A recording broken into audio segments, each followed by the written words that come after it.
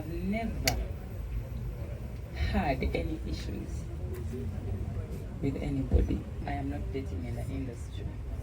Nekatonda saagala ntandike kulwana n'abantu ku media singa banayina lwana tatemu sisobola so tubaleke mu biti byabwe balaza kansookere tebo gye ndiko right pia buli muntu kyayogedde kintutteko ku mutima sijja kiddamu olw'obudde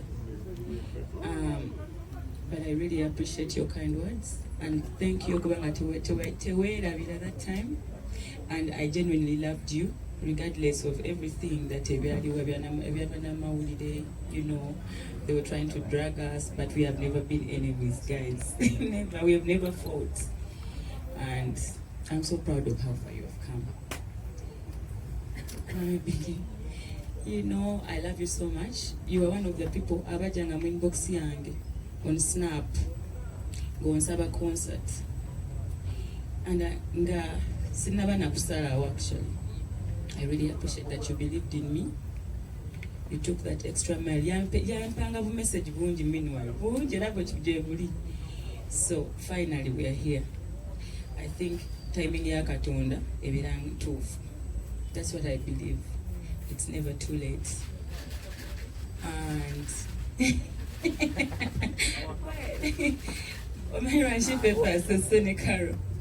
these guys are so special to me, very special, yes.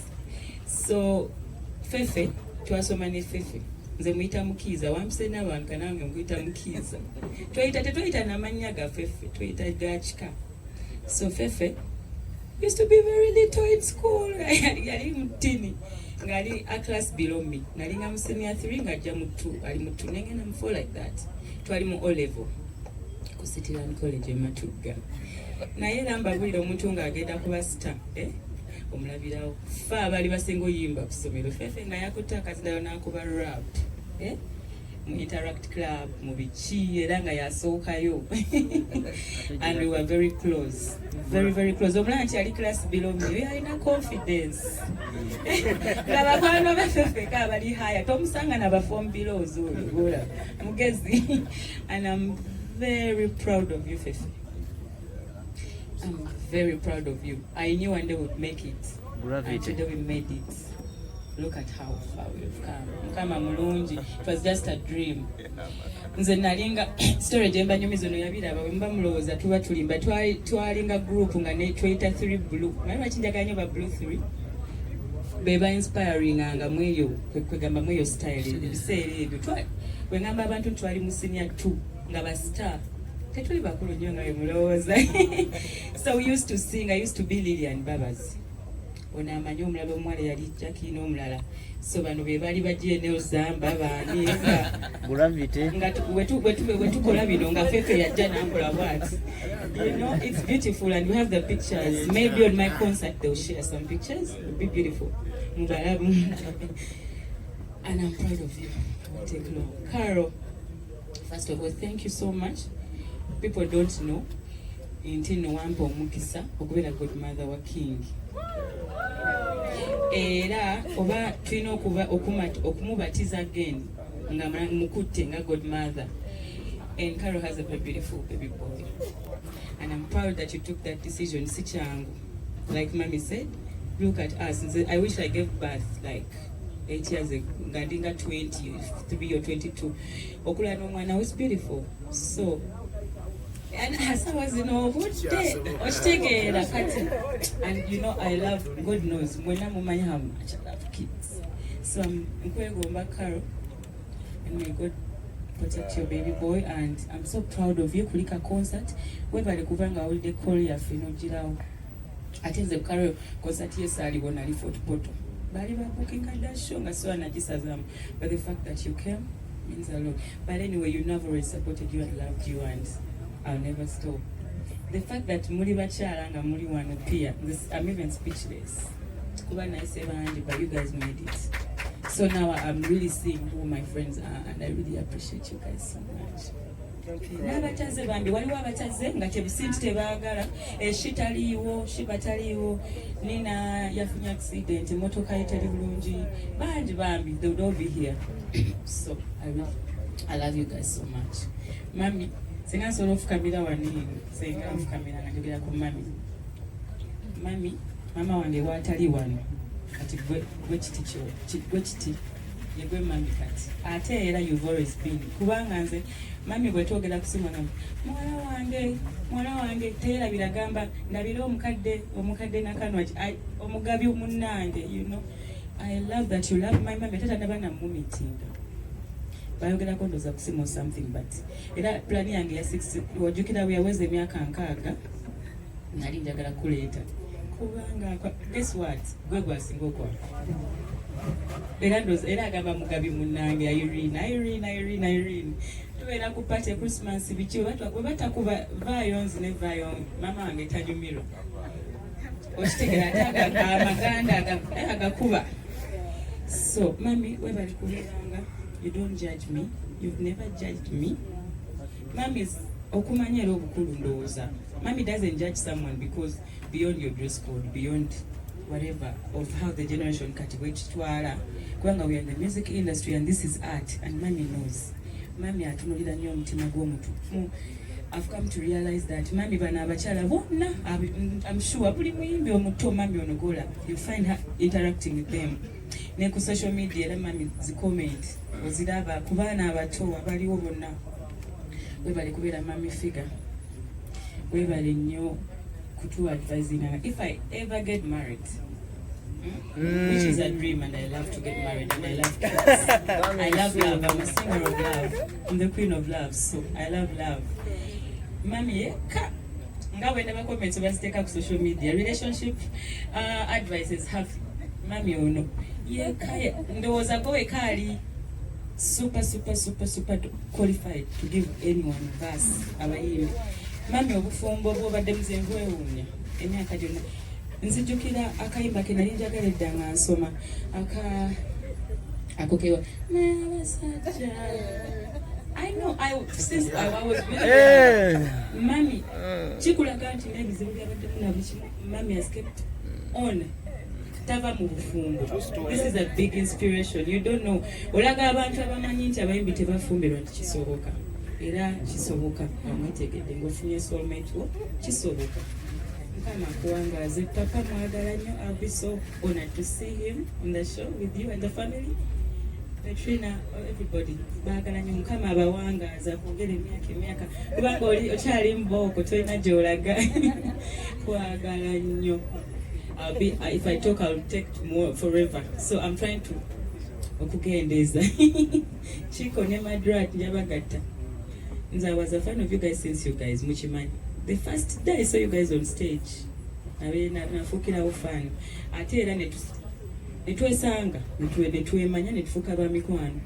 Mwebale nnyo kubeera bakwano bange. Nabakubira akasimu. Teba mubalaba webali. That shows a lot. I'm eternally proud of you. You are, I think you're even my favorites, you know. So comedians, mukama abawangaze, Mami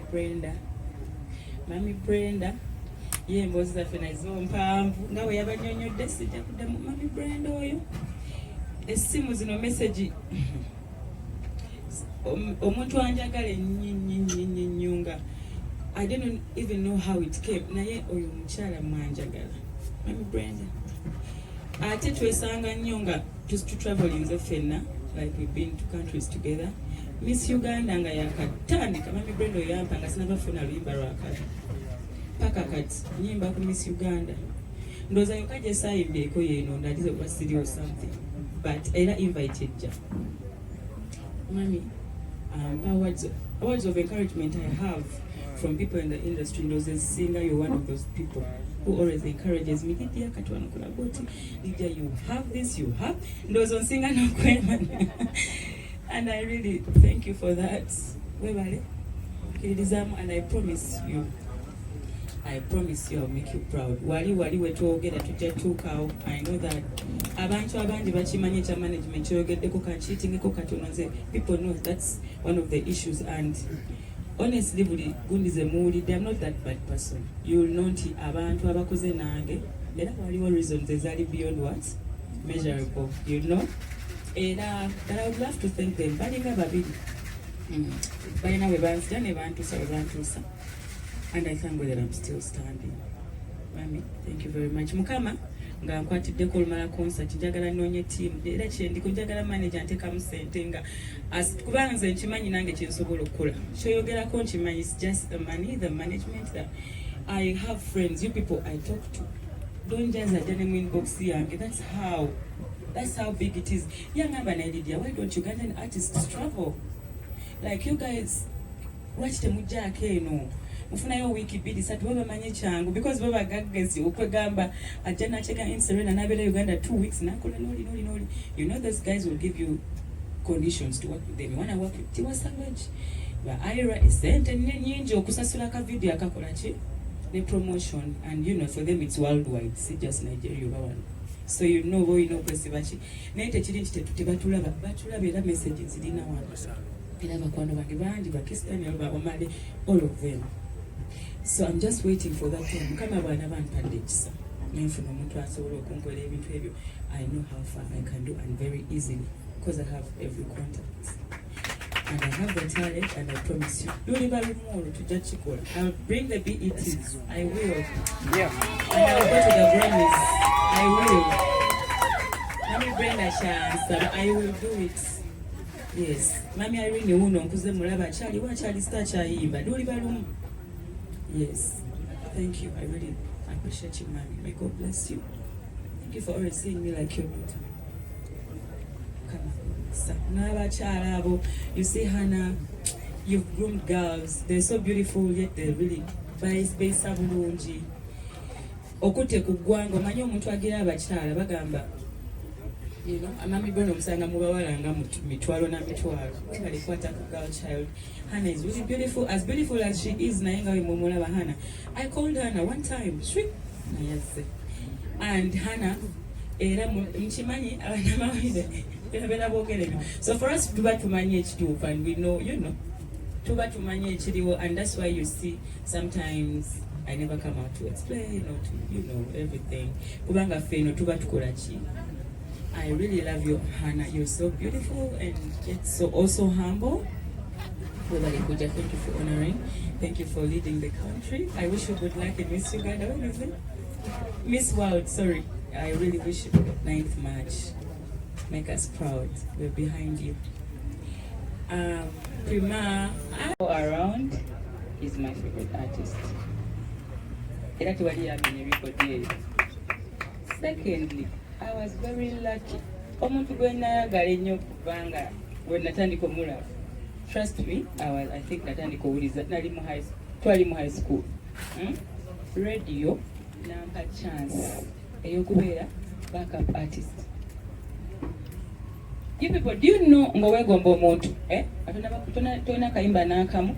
Actually ka story kaliwe kati waliwo yajja nandaba nga nkuba. I'm gonna make it brief. nga nyimba ku some hotel where ali Serena ye yantwala nangamba this girl is good, she can, you know, nibanga omulala bamuyita Emma Dragu, omulala bamuyita Martha, yagenda Bulaya yafumbirwa eyayimba ne Mickey Wine wona mwana, that girl twali basatu.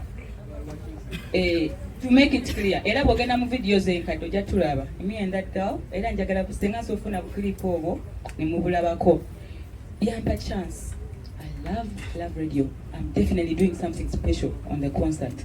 You're still a question. Masuka nkubanja gochanga omuliro radio songs, you know. Those are your good. That was the question, right? Value for money. The value for money. I want to make it very clear, and I promise all my fans abagenda okujjanga lumu March, all of them. Ojjukira bwe nabadde njogera nagambye this time tukyusizaamu ebintu sakyogedde ne mbagamba nendegera n'abayimbi okukola ki eyawulidde okugula table. Sibe nayogedde mami alina ne table. Of course the mami ajja kunne. You people, I don't want to tell you naye kyenjagala ogamba ngenda ku stage sawa bbiri. It's my first concert, bagita first born. Yes, so first born nina okushowcasinga me. I know that very well and I appreciate that question. Unlike era bana ebya concert nabayimbi temubanenya nnyo bannange ebintu ya concert ebyo byangu nze mbeera backstage mbiraba naye I promise you maximum security byange bigenda kuba bya mwali kunkuka mwalaba bwe baleeta. I have never had any issues with anybody, especially the one who said inti nga bwe nabanyonyodde nti propaganda mu industry mungi, and reasons why I don't explain myself bye bino nga bw'obiraba nti abantu balina families. I respect people. Okitegeera abantu balina brands nga bwe nagambye, sagala pickinga ku bantu ate malenjo che male, you know. I love every artist. I love them. I support them. Never seen a meeting. I've never had any issues with anybody. And I wish REMA in a concert. I wish her the best. Support her. Ngabili musatu. Mumali, Galumo, Mujeko Africana. Sheraton, that is 23rd. Galumo, Mujeko Africana. We have enough space. We have enough love. We have enough people. Fans bandi. They love us. And you oja kwesanga nga abantu bonna abasinga ave wono yadde wasaha yagende walutalo yadde wa Jazmine. Yoloza baba bachuka. So I wish REMA the very best. If I had no concert, I would have attended her show. Rakubanti nina concert, I cannot attend. Wow. Sigana kugala linnya lyaba eryamuyimbi yenna nga nziramu question eyo naye I'll tell you one thing. I'll give you one answer and egenda ku byonna byonna sitabita mugenda ku answer. Abayimbi bonna right now abaliwo abasinga bemmanyi mikwano gyange, and that's it. I am not dating in the industry. Okay, I am not a person. I am not good because you know what?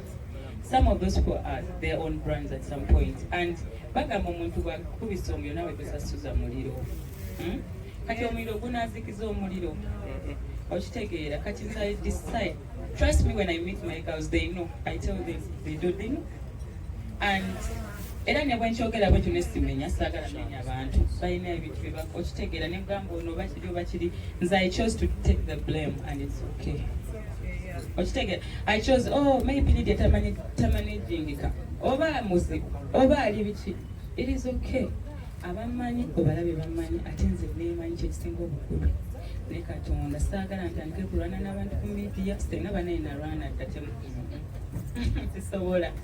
So tubaleke mbiti byabwe. I already advised the young artists bakimanya abawala temukimanyi wa mapia. Yes, they know. Nabade yabanja, please get calm. When you have talent, topapa labira kunze topapa ono akusabe no manager good jango ochaileko nogenda I mean, but bamani, I saw someone saying babansabye okujja ewaka, you know, nga ina promoter mukolera oba DJ oba I don't know, that's the word. So bambi nedda, if you anyway, when you're here for the business and the passion, you can always make it. Feturanya, we have made it, and we have not been doing like that. So ekisoka Lydia mbeera maama we yaddala kuba maama we wangabi muwala wange mukyala Nakanaje yamuzaala kakati n'ekirala Lydia omwami wange amwagala nnyo by the way Honorable bayagala nnyo Lydia era yagambye alina okugula tebo tulina okubeera kati Lydia bwe yakuba akayimba ke akasooka ne just steady mami tayagala banange omwa akana kayimba akana kagenda kwera kasita kagenda kuyimba nnyo ne mugamba ate kinyambye nnyo nti oba omwagala ate nga nange mwagala ebisusse awo kirabika kijja kukwatagana n'amala bwe yaleese first born nenga bannange omwana akinkoledde ka-challenge ako nenga naye kankole ne first born wange Honorable basagala nange kunzizaako bannange nkuzeemu naye ate saagala kunzizaako mba first born. So ate nga ndi bebe kituufu kakati akayimba ako katukuza bulungi twagamba dda naye Jazmine lwaki takola concert ki mukama mulungi nti Jazmine yadde besides the nyimba zaalina yayongeddeko oluyimba ate olunene nnyo bane tewali nsonga lwaki bannayuganda tetuwagira omwana ono kubanga ennyimba ayina ate nga yayongeddeko. Ekigambo ekirala ku bayimbi abato ngenda kwetoola nnyo ku Jazmine simulabangako mu ntalo nze simulabangako ng'ali mu ntalo ate ng'abayimbi abato bw'oba tewegendereza abannamawulire mumanyi bakozesa ensobi bambi naye takolanga ku nsobi. Jazmine ali down to earth yajja ne ku honorable nga swearinga in agenda mu parliament bebamu ku bebaali ewaka nga bakola emirimu bayoza bali mu masowaani bali mu ffumbiro n'ogamba bambi kawala kattu naye nga wali tewaali ebyo era yayambala bulungi nnyo yabeera kugamba Lydia oli mwana mulungi nnyo ne kibeere ekyokulabirako abawala abato nti excitement banange tebatwala excitement eno nti ne bwoba oyinamu obukosefukosefu tojja mawulire notambuwala nonyiga social media noyogera buli kimu. Social media eyinza okututambuzaamu obubi lwansonga nti abayimbi tubeera ne pressure eya social media buli bwebeera nga etaddeko pressure naawe kennyini obeera otya n'ogamba kiki naye ng'abayimbi abato bannange mbasaba tukuume embeera yaffe nga bwe tuli bakuume embeera baleme kugenda nnyo kumanya buziina like oba kyentegeeza mu kitegeedde like buli lwobeera nga yadde onyiize please obusungu bucontrolling ate nze am always there oba olina kyoweebuuzaako nze ndi mami wa bonna mu industry. I'm there bwoba olina kyeweddijja whenever you want me I'm there whenever you need me I'm always there nnyonyo ngera bwotera okukola.